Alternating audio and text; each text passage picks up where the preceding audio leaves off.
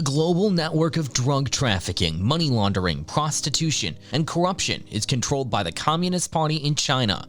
The Trudeau administration is ignoring the situation. How can the Chinese regime be stopped when our government employees are working against us? Canadian journalist Sam Cooper uncovers RCMP corruption and billions of illegal drug money funneled through Canada's casino and real estate market. Did Canada's Prime Minister Justin Trudeau know? Wilful Blindness was written by Sam Cooper, a renowned investigative journalist from Canada. In this book, he discussed how a network of CCP agents and drug lords penetrated Western society. The very dubious relationships between the Chinese Communist Party, triads, and the Canadian government are the focus of the book Wilful Blindness. He has since updated his 17,000-word essay on willful blindness. It contains the BC anti-money laundering trial, which was largely inspired by Sam's reporting and is already finished. There were significant updates regarding foreign meddling in Canada. After the book's publication, he received a warning that Beijing was concerned about the impact that it was affecting Canada. He was informed that Chinese intelligence agents in Canada were looking to learn more about him and the effects of the book. They were curious whether he was affiliated with or supported by the Five Poisons, as they are known in China.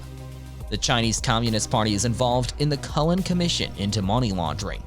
And in short, they found that widespread Vancouver Model money laundering is exploiting the BBC economy as a clearinghouse, according to the court involved, for international money laundering activities that destabilize the economy of Canada's West Coast. This contentious bestseller describes how a narcos, tycoon, and CCP agent network invaded the West, and how China and business tycoons plotted a power grab 40 years ago. Toronto and Vancouver, both peaceful cities, played crucial strategic roles.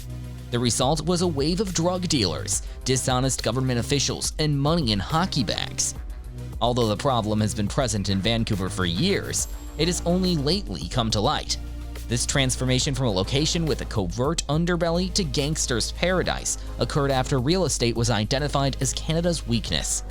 It turns out that capital gains were tax-free, which made them perfect for money laundering. Most policymakers disregarded warning signs since Canada relied on the real estate industry.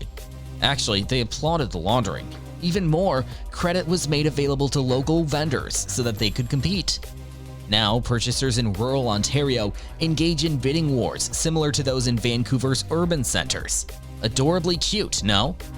For every sector of the economy, there are hundreds, if not thousands, of lessons to be learned from this book. This book is stranger than fiction and similar to a thriller. It is gripping, racy, and eye-catching, and it is hard to put down. A story about gambling, drugs, tycoons, gangs of criminals, and communists. The disturbing aspect is that it is factual, not fiction.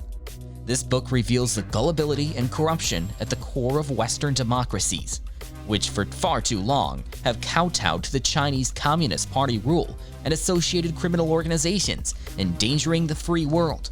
This book is a must-read and a wake-up call. Comment and subscribe to the full story of corruption in Canada that is coming soon.